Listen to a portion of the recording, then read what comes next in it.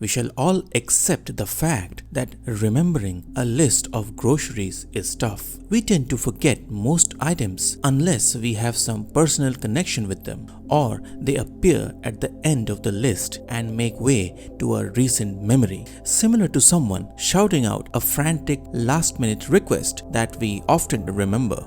But why does that happen? Is it because a mundane list of groceries is uninteresting to remember and we are wired in a way to remember the concluding details better? Is it anyway linked to the repetitive taglines we hear at the end of an advertisement? And is it the same phenomenon behind making movie climaxes more interesting? If yes, then does it reach beyond trivial things to affect more serious aspects of our life? According to psychology, we have a tendency to remember the most recent information or the recent thing we see last much vividly. Not only that, we also put a lot of weight on that information to influence our decision and judgments. This inherent tendency to recall recent information is called the recency effect. Recency effect was first demonstrated in 1885 by German psychologist Hermann Ebbinghaus through a series of self-administered memory experiments. Ebbinghaus forced himself to remember hundreds of lists with randomly placed words. While Ebbinghaus's methodology had some inherent bias, it paved the way towards understanding memory and the reasons behind this phenomenon. According to psychology, there are two types of memories: short-term memory and long-term memory. Long-term memory deals with information that is stored for a lifetime. Learning a new skill or remembering Newton's law will fall under the purview of long-term memory. But long-term memory isn't required for something as trivial as remembering a list of grocery items. This is where the short-term memory takes over. However, the problem with short-term memory is its short-lived duration, of course, which allows you to only recall items towards the end, causing the phenomenon of a recency effect. Unless the information is rehearsed, it is not stored in other parts of the brain responsible for long-term cognitive memory. The details will be lost forever, which perhaps explains our inability to memorize a shopping list from a year ago or more. And we may think it is okay. What's the big deal even if we forget a few items from our shopping list? Maybe another round of errands, which is completely manageable. However, the recency effect does not limit itself to the mere triviality of remembering the concluding items of a list. In complex scenarios, our affinity to only remember the latest info starts meddling with our sense of judgment.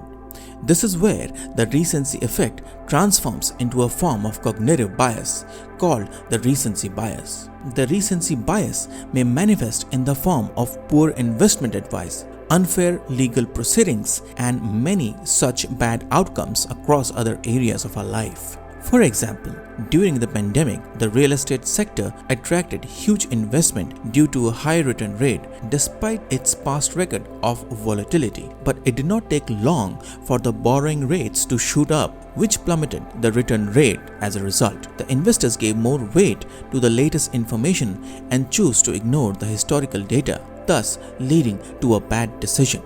Obviously, nobody likes to lose money, and bad financial decisions are detested by everyone. But you know what's more concerning than bad investment? Bad judgment. Another dreadful outcome of recency bias.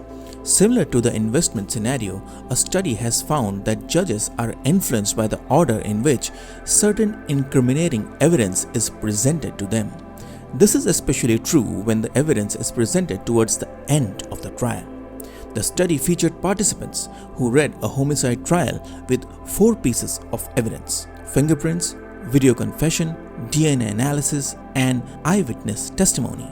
2 pieces of evidence were probative, while 2 were non-probative. Probative evidence refers to the evidence that is conclusive in nature and has the power to finalize a judgment.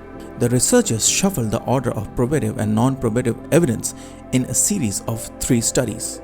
They found that irrespective of the evidence being probative or not, their order had the power to influence the judgment.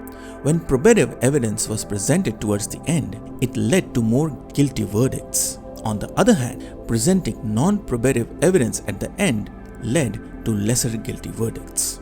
We can all agree that legal proceedings should be free of any type of bias and conditioning, but our brains have this inherent tendency of falling back to easy shortcuts to arrive at a conclusion. Judges tend to weigh too much on the last information, thus unconsciously triggering a recency effect which transforms into recency bias and leads to poor judgment. Certainly, such outcomes can be really harmful and cost the entire lives of people. You may or may not know, but information does not go to the short-term memory all the time.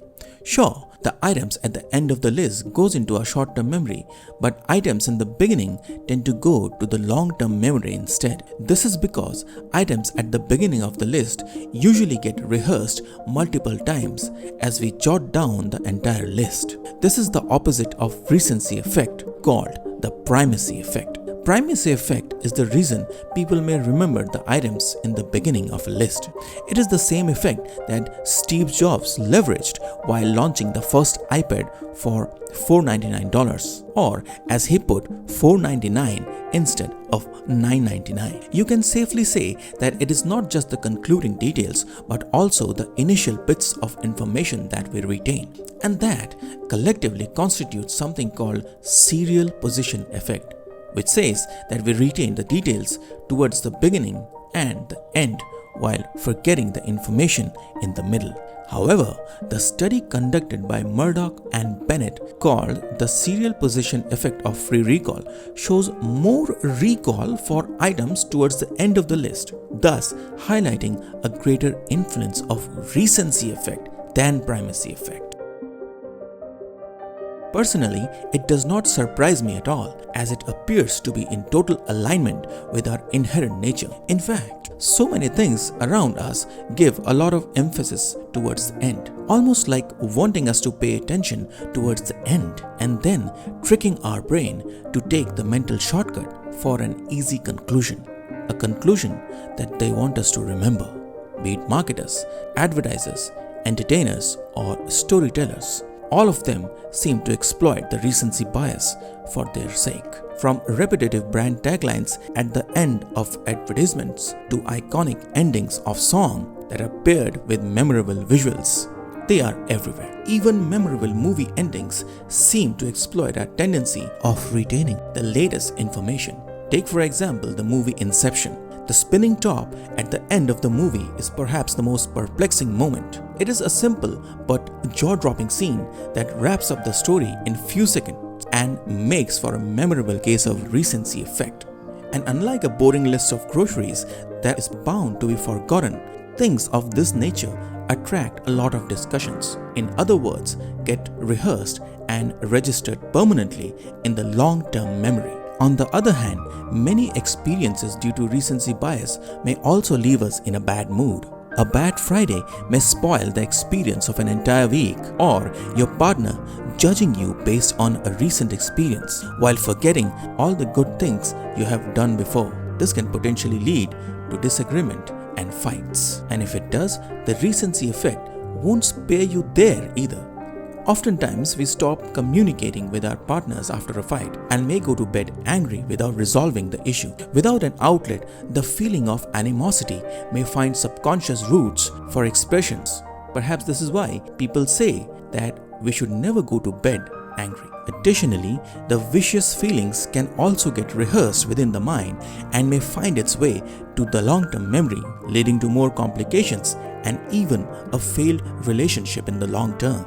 So how should we deal with our tendency towards recency bias? Many people may simply accept the bias as long as it is not bothering them externally, while some may choose to remain vigilant and make conscious choices. But truth be told, it is rather difficult to be vigilant about recency bias. Completely shutting it down may also restrict our ability to naturally enjoy our daily lives, for we are wired to easily remember the last bits of information, be it a list of groceries, climax of a movie, and so many other things that not only drives our life but also adds value to it. Of course, it also leads us into unpleasant places that we would rather avoid.